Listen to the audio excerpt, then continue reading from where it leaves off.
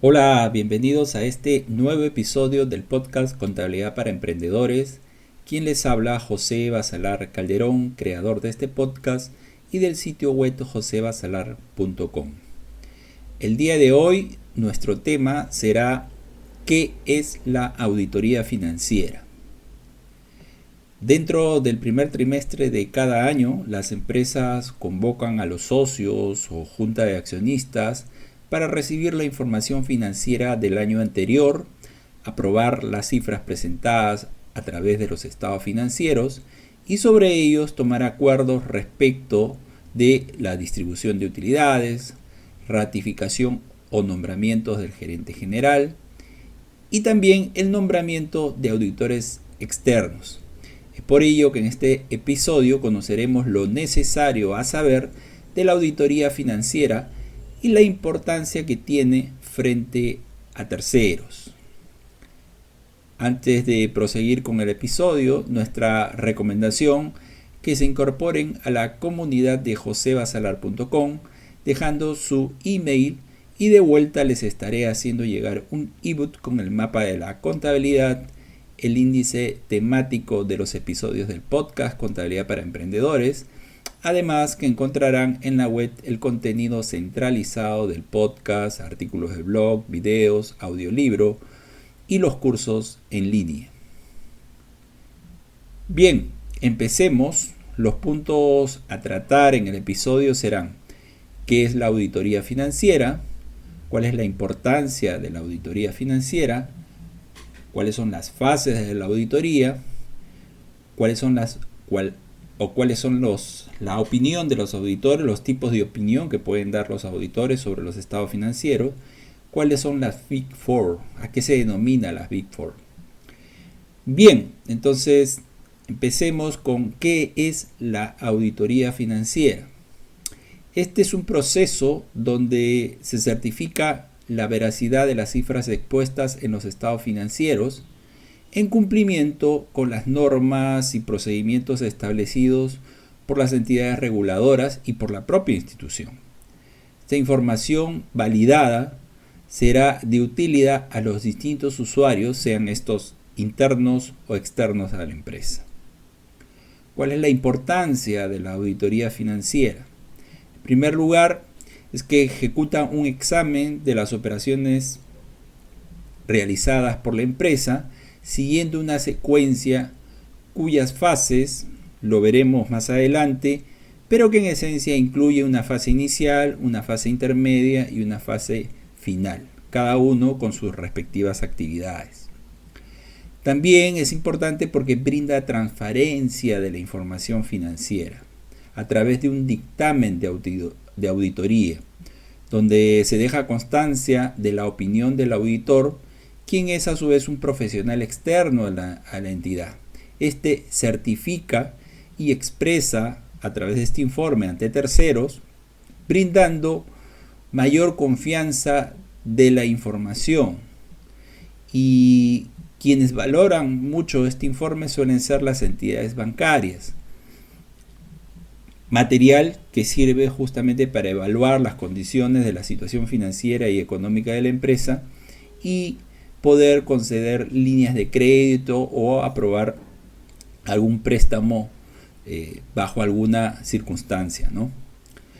También permite detectar debilidades, este informe de auditoría permite detectar debilidades del control interno y casi siempre que se culmina la labor de auditoría se presentan estas recomendaciones a la gerencia general, quien deberá tomarlas y mejorar sus procesos de control interno. Ahora, ¿cuáles son las fases de la auditoría? Bueno, como dijimos, hay una fase inicial, intermedia y final, de la cual detallo algunas de esas actividades. Primero, como fase inicial, hay un contacto con el cliente y con ello también se hace la propuesta del servicio. Para esto, para concretar, realizar la auditoría, es importante definir las expectativas del cliente, cuáles son sus necesidades y conocer de primera mano la actividad que desarrolla la empresa, cuáles son sus operaciones principales, los intereses o proyecciones futuras de la entidad.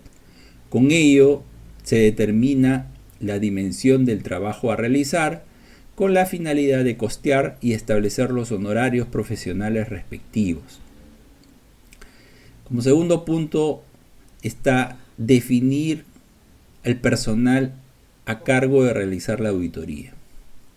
Una vez establecido el calendario de trabajo, se designará el personal encargado de ejecutarlo, esto es nombrar al gerente a cargo de la auditoría, los supervisores y personal de campo encargado de llevar el trabajo de detalle. Como tercer punto tenemos el levantamiento de información preliminar y requerimiento. Ya esto cuando se inicia la labor o el trabajo de campo. Esto podríamos enmarcarlo dentro de lo que es la fase intermedia. Para ello se hará un primer legajo de documentación con información de la empresa, la misma que incluye la escritura de constitución, modificaciones al estatuto, el organigrama de la empresa, detalle de los principales funcionarios, nombre de asesores, broker de seguros, los contactos bancarios y cualquier otra información que deba ir como información permanente de la empresa. Y luego a esto se hará llegar un primer listado de requerimientos para preparar el trabajo de campo e ir haciendo las primeras presentaciones y diligencias. Como cuarto punto tenemos la evaluación del control interno. Aquí es donde se van a conocer los procesos más significativos que se identifican con los estados financieros. Estos permiten conocer la confiabilidad de los datos plasmados en documentos e informes. Evaluar el control interno implica desarrollar una secuencia de acciones como entrevistas a los diversos estamentos de la empresa, elaborar papeles de trabajo, verificar el cumplimiento de las políticas y procedimientos establecidos por la empresa. Esencialmente es una labor de conocimiento operativo de la empresa. Luego viene como quinto punto la revisión y validación de las cifras presentadas en los estados financieros. Esto se hace por cada uno de los rubros que contienen la información financiera.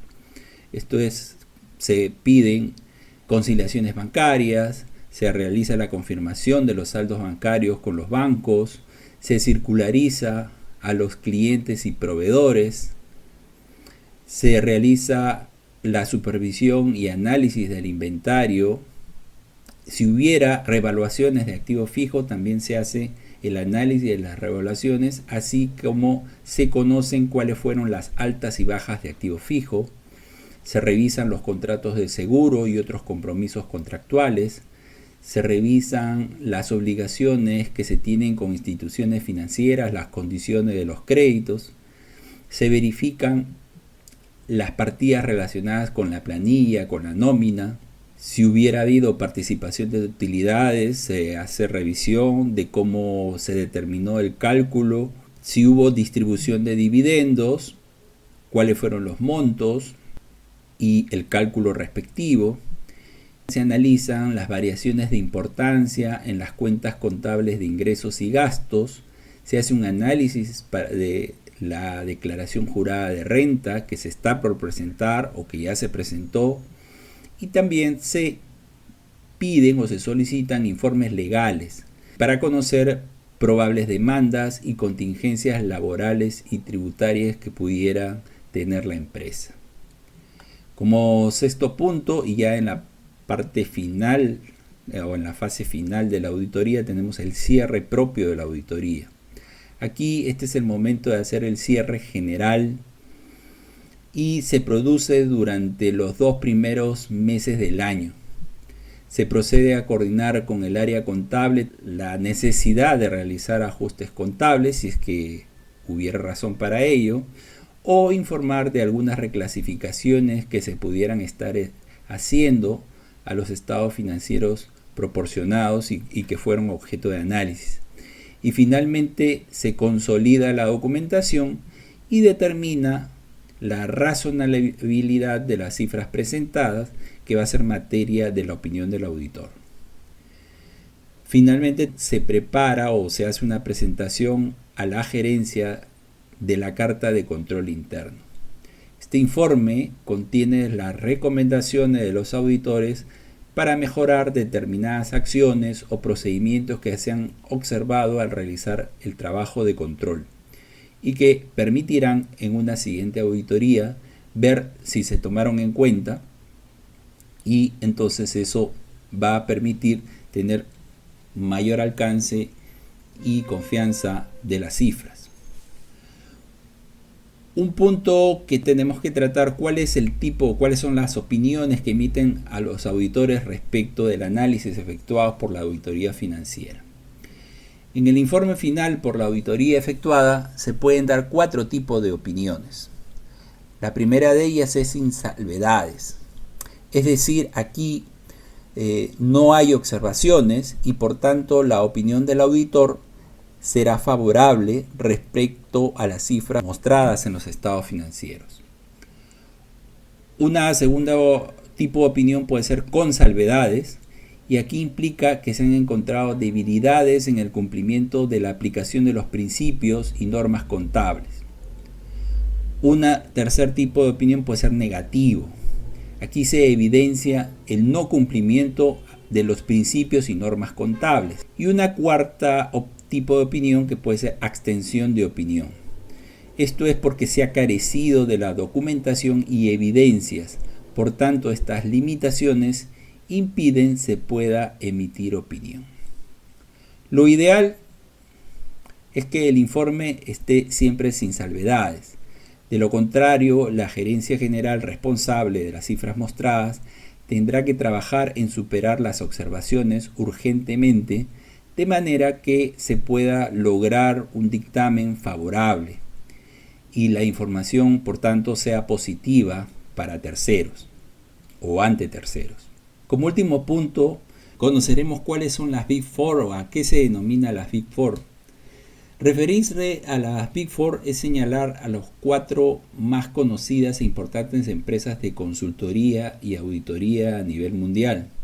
Y estas son Deloitte, PricewaterhouseCoopers, Ernst & Young y KPMG. Entre ellas, según fuente de Google, que tengo las cifras del 2016, facturaron cerca de 154 mil millones de dólares. Fíjese qué impresionante cifra concentrada en solo 4 empresas. Anteriormente eran 8, pero en el camino ha habido algunas fusiones y el hecho más llamativo se produjo en el 2002 con Arthur Andersen y el escándalo financiero de Enron. Empresa de energía es quien aprovechó algunos manejos contables encubriendo cifras, y Arthur Andersen, quien era la empresa auditora, se vio involucrada.